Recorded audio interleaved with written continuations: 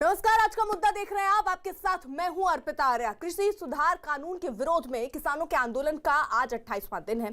किसान नेता सरकार से बातचीत पर आज फैसला ले सकते हैं। वहीं नए कानून पर किसानों का भ्रम दूर करने के लिए सरकार की तरफ से ताबड़तोड़ कोशिशें हो रही हैं। बीजेपी के तमाम नेता अलग अलग राज्यों, शहरों में लगातार किसान सम्मेलन और चौपाल के जरिए कृषि सुधार कानूनों की खूबियां बताने में जुटे हैं। एक बार फिर रक्षा मंत्री राजनाथ सिंह ने किसानों से जल्द आंदोलन वापस लेने की अपील की।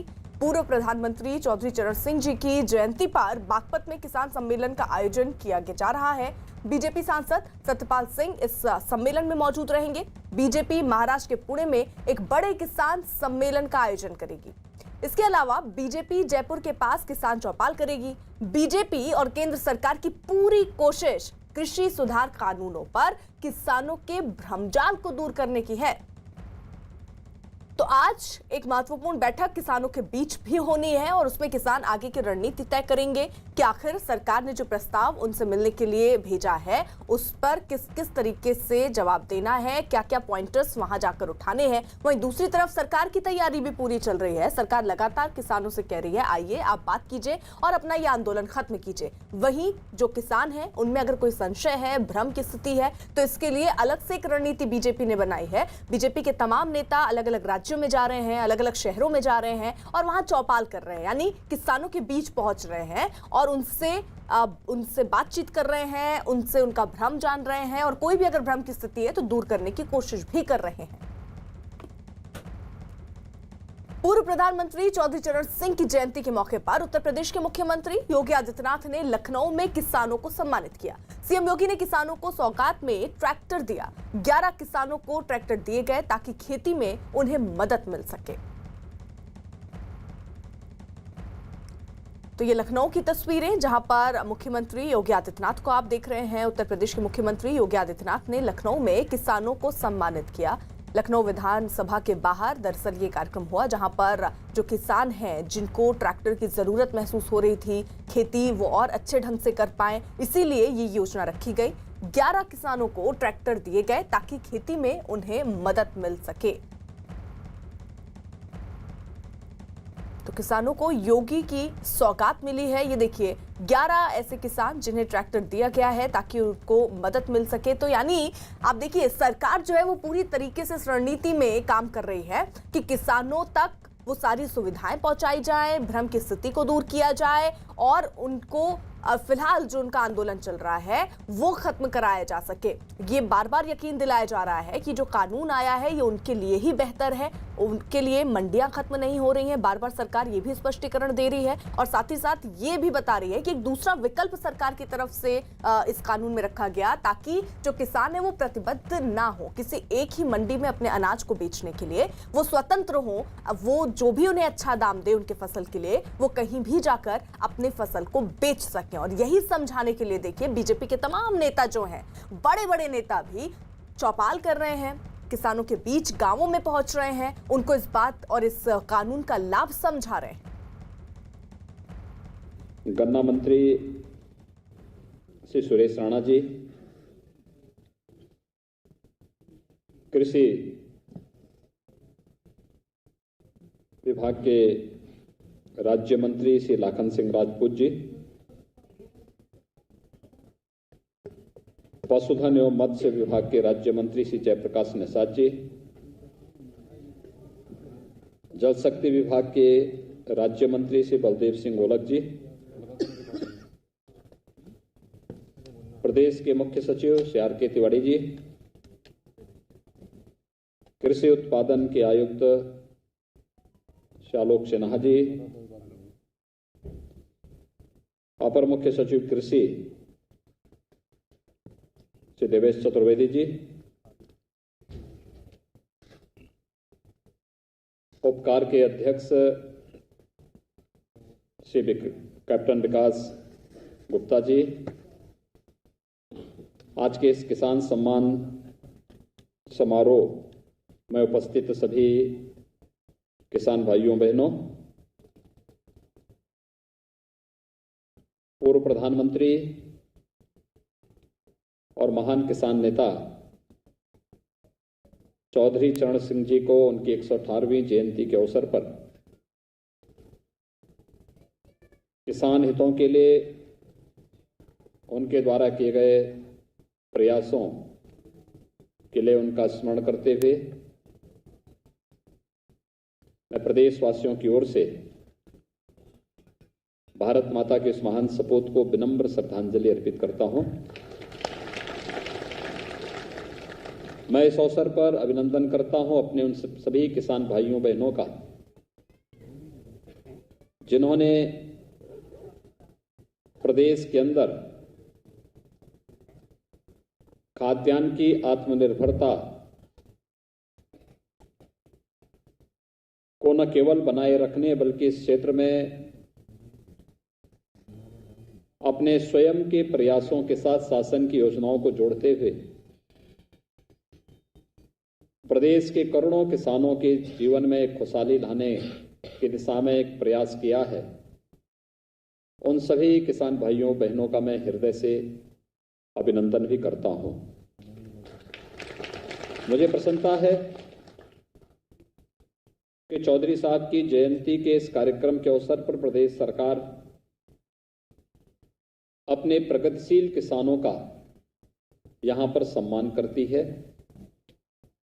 किसानों के हितों के लिए केंद्र और प्रदेश सरकार पूरी प्रतिबद्धता के साथ कार्य कर रही है और हमारी वो प्रतिबद्धता हर एक अवसर पर बहुत स्पष्ट रूप से दिखाई देती है। भाइयों बहनों, आप सब जानते हैं उत्तर प्रदेश देश का आबादी के हिसाब से सबसे बड़ा राज्य है।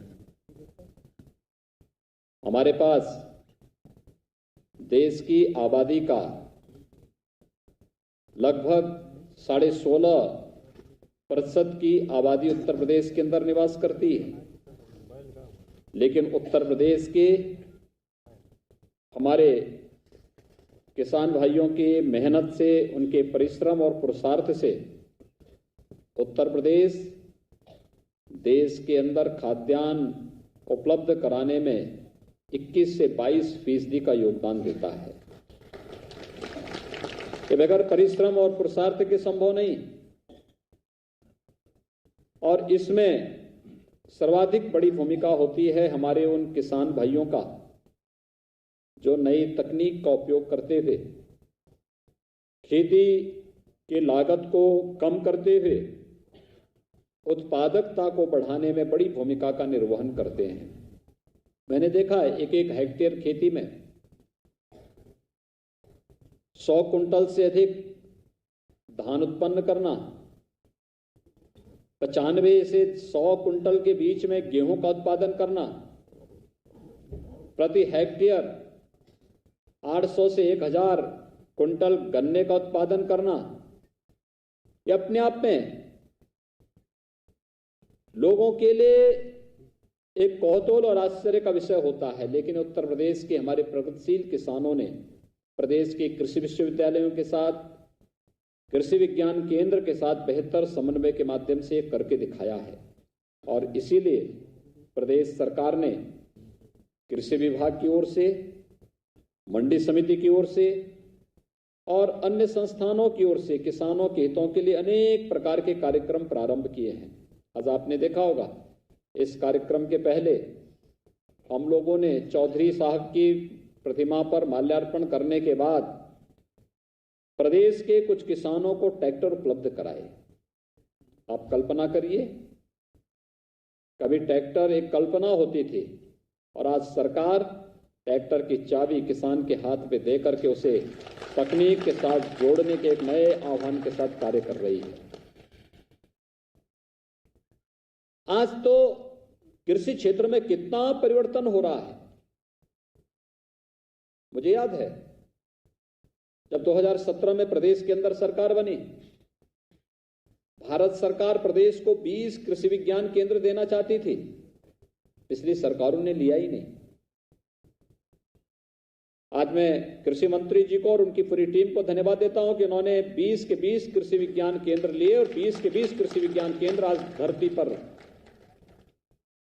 किसानों को तकनीक का ज्ञान उपलब्ध कराने की एक निर्णायक भूमिका के साथ कार्य करते हुए दिखाई दे रहे हैं। कृषि विज्ञान केंद्रों को कृषि विश्वविद्यालयों के साथ जोड़ना और कृषि विश्वविद्यालयों के माध्यम से दुनिया के अंदर के अन्य उन देशों में जहां कहीं भी खेती किसानी के लिए कुछ भी नया हुआ है, कुछ भी नया अनुसंधान हुआ है, नया शोध हुआ है, उसको हम धरती पर, उत्तर प्रदेश की इस धरती पर उतारने का कार्य करेंगे। इस संकल्प के साथ आज हमारे कृषि विश्वविद्यालय कार्य कर रहे हैं। हमारे पास पहले से ही 4 कृषि विश्वविद्यालय हैं। अभी हाल ही में प्रधानमंत्री जी ने झांसी में एक केंद्रीय कृषि विश्वविद्यालय का उद्घाटन किया था। इससे पहले प्रदेश के अंदर बीएचयू का कृषि का जो संकाय था वह बेहतरीन तरीके से अपना योगदान दे रहा है।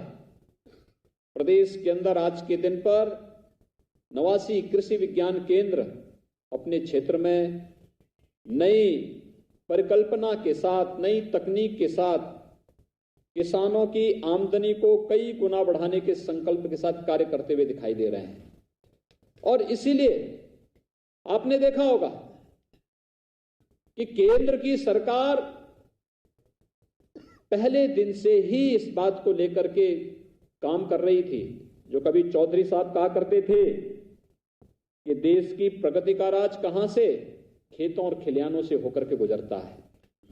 यानी भारत की प्रगति तब होगी जब इस देश का किसान प्रगतिशील होगा।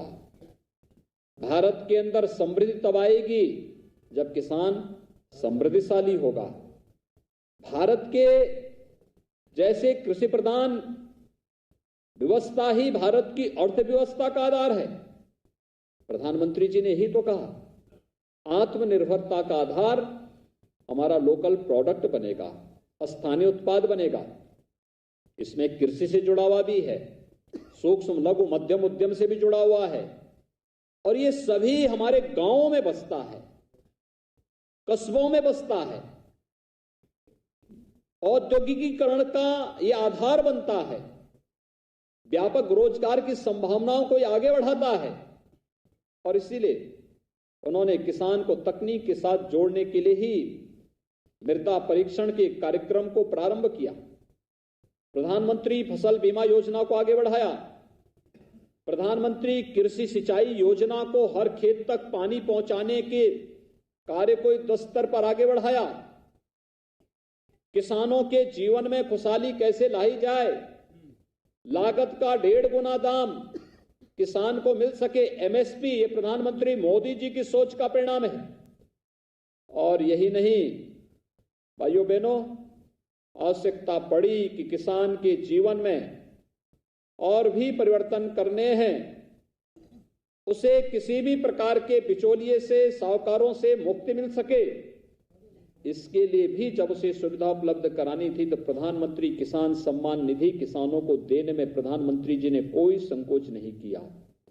आप जानते हैं किसान सम्मान निधि में एक बार में, यानी साल में 6,000 रुपए हर किसान के खाते में देने की व्यवस्था, यानी हर 4 महीने में, इस साल में 3 बार 2-2 हजार रुपए की 3 किस्त किसान के खाते में जाएगी। 4 महीने में एक बार 2,000 रुपए हर किसान के खाते में जाने की व्यवस्था।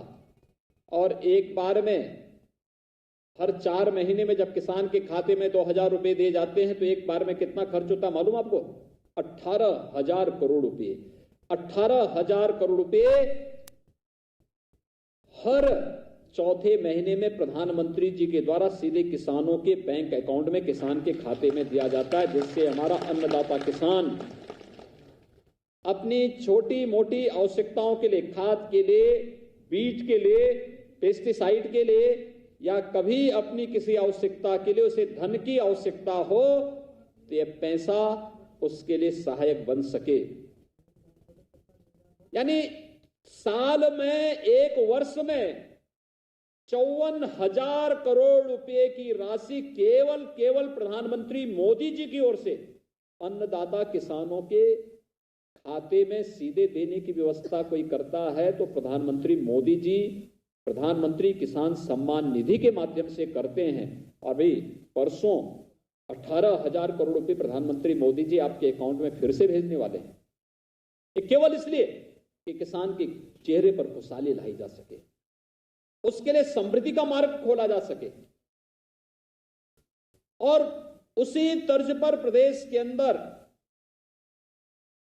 हमारी सरकार ने भी ये कदम उठाए हैं, चाहे वह 36,000 करोड़ रुपए के किसान ऋण माफी के कार्यक्रम रहे हों, चाहे वह प्रदेश के अंदर लंबित सिंचाई की परियोजनाओं को समयबद्ध ढंग से आगे बढ़ाने का कार्यक्रम रहा हो, और चाहे प्रदेश के अंदर प्रोक्यूरमेंट की इस पॉलिसी को जिसके अंतर्गत हम हर किसान की उपज को खरीदने का कार्य करेंगे, क्रय केंद्र स्थापित करके इस कार्यक्रम को आगे बढ़ाएंगे, इस कार्यक्रम को तेजी के साथ आगे बढ़ाने का कार्य हो, या फिर कोरोना कालखंड में भी चीनी मिलों को चलाने का 119 चीनी मिलें हमने कोरोना कालखंड के अंदर चलाई। और पिछले 3-3.5 वर्ष के अंदर अगर आप गन्ना किसानों के गन्ना मूल्य का भुगतान की बात देखेंगे तो भाइयों बहनों 1,12,000 करोड़ रुपए के गन्ना मूल्य का भुगतान गन्ना किसानों को करने का कार्य भी हमारी सरकार ने किया। 1,12,000 करोड़, देश के अंदर कई राज्यों का वार्षिक बजट नहीं जितना हमारे गन्ना किसानों के खाते में सीधे गन्ना विभाग के द्वारा उपलब्ध कराया गया।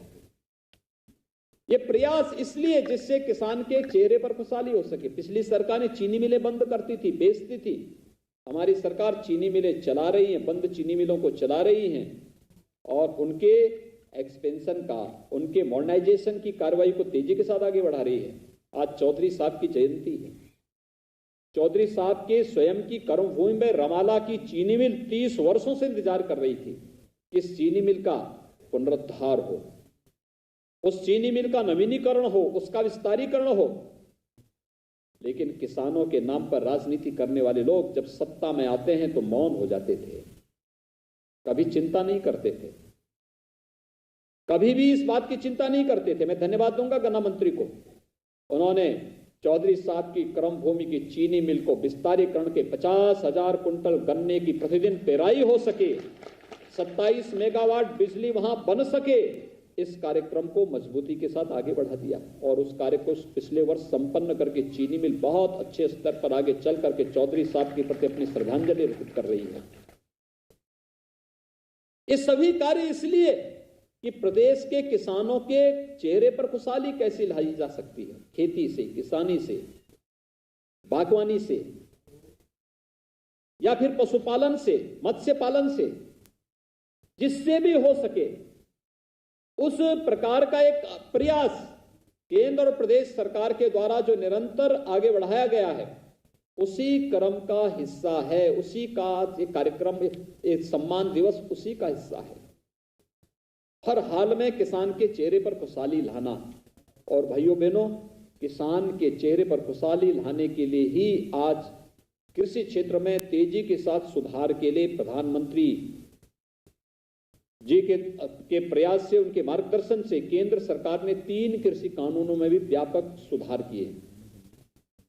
लेकिन जिन्हें किसान की प्रगति अच्छी नहीं लगती, देश का विकास अच्छा नहीं लगता, किसान के चेहरे पर खुशहाली अच्छी नहीं लगती, उन लोगों ने गुमराह करके किसानों को भड़काने का काम भी शुरू कर दिया। ये बार बार कहा जा रहा है कि एमएसपी समाप्त नहीं होगी, लेकिन तब भी गुमराह किया जा रहा है एमएसपी के नाम पर। बार बार कहा जा रहा है कि मंडियां समाप्त नहीं होंगी, लेकिन तब भी इसके नाम पर गुमराह करने का प्रयास किया जा रहा है। यानी ये कहा जा रहा है मंडियां चलेंगी, मंडी को तो तकनीक के साथ जोड़ने का कार्य, ई नाम के साथ जोड़ने का कार्य प्रधानमंत्री मोदी जी ने किया, लेकिन तब भी गुमराह किया जा रहा है कि मंडी बंद हो जाएगी। ये कैसी राजनीति? ये किसान के हित के लिए किए जा रहे प्रयास, चाहे वह कॉन्ट्रैक्ट खेती का हो, मंडियों का हो, एमएसपी का हो, किसान के हित के प्रतिकूल कुछ भी नहीं होने देंगे। और हम इस बात को पूरी मजबूती के साथ कह सकते हैं कि अगर देश के अंदर किसानों के हित के लिए समर्पित भाव के साथ कोई कार्य कर रही है और आजादी के बाद किसी एक सरकार ने किसानों के हितों के लिए इतनी योजनाएं दी, वह केंद्र की मोदी सरकार है। और मोदी सरकार के नेतृत्व में किए जा रहे प्रयासों से किसानों के जीवन में हो रहे व्यापक परिवर्तन में बहुत सारे लोग ऐसे हैं जिन्हें ये नहीं अच्छा लगता कि किसान के चेहरे पर खुशहाली हो, और इसलिए उनके द्वारा तमाम प्रकार के दुष्प्रचार करने के प्रयास हो रहे हैं। मैं आज के इस अवसर पर आप सभी किसान भाइयों बहनों से इस बारे में कहना चाहता हूं। एपीएमसी एक्ट के अंतर्गत एक प्रावधान दिया जा रहा है कि किसान अब केवल मंडी में ले जाने के लिए अपने उत्पाद के लिए मजबूर नहीं होगा। अगर उसे लगता है कि लखनऊ की मंडी से ज्यादा दाम उसे बाराबंकी की मंडी में मिल सकते हैं या बाराबंकी से अच्छा दाम उसे दिल्ली की मंडी में मिल सकते हैं, बिना किसी टैक्स के, बिना किसी सरचार्ज के किसान अपने उत्पाद को बाराबंकी या दिल्ली के अंदर या देश के अंदर किसी भी मंडी में ले जाकर के बेच सकता है और ज्यादा मुनाफा कमा सकता है। फसल तैयार होने के पहले ही अपनी उस फसल को बेचने का अधिकार किसान के पास होगा। लेकिन जिन्हें ये अच्छा नहीं लग रहा है कि मुनाफा किसान के खाते में जाए, वे लोग ही आज इसका विरोध करके गुमराह करने का कार्य कर रहे हैं। इसलिए सावधान होने की आवश्यकता है। मैं आज के इस अवसर पर आप सबको, जब चौधरी साहब की 118वीं जयंती के कार्यक्रम के साथ हम सब यहाँ पर एकत्र हैं, मैं आप सबको इस बात के लिए आश्वस्त करता हूँ कि केंद्र और प्रदेश सरकार किसानों के लिए, अपने अन्नदाता किसानों के हितों के लिए पूरी प्रतिबद्धता के साथ कार्य करने के लिए पूरी तरह प्रतिबद्ध है। मुझे विश्वास है कि आप सभी किसान भाई बहनों के द्वारा जो प्रयास प्रारंभ हुआ है कृषि क्षेत्र में, यह अन्य किसानों के लिए भी एक नई प्रेरणा का स्रोत बनेगा। मैं एक बार फिर से आज प्रदेशवासियों की ओर से पूर्व प्रधानमंत्री और महान किसान नेता चौधरी चरण सिंह जी के 118वीं जयंती के अवसर पर भारत माता के उस महान सपूत को अपनी ओर से विनम्र श्रद्धांजलि अर्पित करते हुए विश्वास व्यक्त करता हूं कि हमारा किसान भाई प्रदेश की खुशहाली के लिए पूरी मजबूती के साथ कृषि क्षेत्र में व्यापक सुधार के इस अभियान के साथ जुड़ करके कार्य करेगा। आप सबके प्रति मेरी शुभकामनाएं। धन्यवाद। जय हिंद। तो उत्तर प्रदेश के मुख्यमंत्री योगी आदित्यनाथ को आप सुन रहे थे। कई मुद्दों पर उन्होंने यहां पर स्पष्टीकरण दिया, जैसे एमएसपी खत्म करने की जो भ्रम फैलाए जा रहे हैं, वो बता रहे हैं कि बार बार सरकार की तरफ से कहा जा रहा है कि एमएसपी खत्म नहीं होगी। साथ ही साथ उन्होंने दूसरे विकल्प जिसका जिक्र उन्होंने किया कि भाई आप मंडियां तो खुली हैं ही, आप मंडियों के बाहर भी अगर आपको उत्तर प्रदेश से बाहर दिल्ली में अगर आपको अपनी फसल का सही कीमत मिलता है तो आप वहां जाकर भी किसान अपनी फसल बेच सकते हैं। ये व्यवस्था इस कानून के माध्यम से की गई है। हमारे साथ अनामिका हमारी सहयोगी इस वक्त लखनऊ से जुड़ चुकी हैं। अनामिका, एक तरीके से सौगात यहां किसानों को दिया गया और जो भ्रम है उसको दूर करने की भी कोशिश योगी आदित्यनाथ की तरफ से।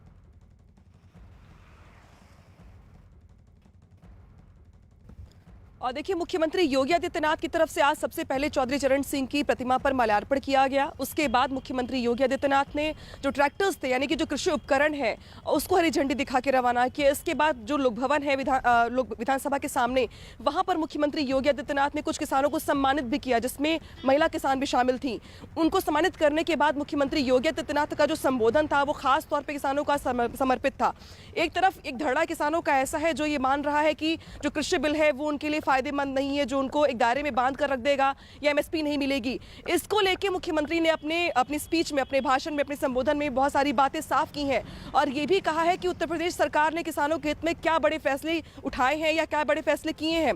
3.5 साल के कार्यकाल में मुख्यमंत्री योगी आदित्यनाथ ने इसका भी जिक्र किया कि उत्तर प्रदेश सरकार ने कर्ज माफी करने का सबसे बड़ा ऐलान किया सरकार बनने के बाद से ही। इसके बाद पूरे कोरोना काल में जिस तरीके से यूपी सरकार ने काम किया है, वो चीनी मिल का भी जिक्र कर रहे थे कि ये चीनी मिल जब लॉकडाउन में सब कुछ बंद हो चुका था लेकिन चीनी मिल चल रहे थे। चौधरी चरण सिंह की जो जन्मभूमि है वहां पर जो चीनी मिल है जो बंद पड़ी हुई थी उसको शुरू करवाया गया। यूपी के चीनी मिलों ने न सिर्फ गन्ने की पेराई की है बल्कि सैनिटाइजर भी बनाया है और ये सैनिटाइजर बाहर भी जगहों पर सप्लाई किया गया है। तो उत्तर प्रदेश के मुख्यमंत्री योगी आदित्यनाथ ने यह भी कहा कि कृषि बिल को लेकर कुछ लोग भ्रम फैला रहे हैं, गलतफहमी फैला रहे हैं कि एमएसपी नहीं मिलेगी, जबकि ये किसानों को आज़ादी देने के जैसा है। जैसे कि अगर आपका गेहूं है या गन्ना है या टमाटर है या आलू है, अगर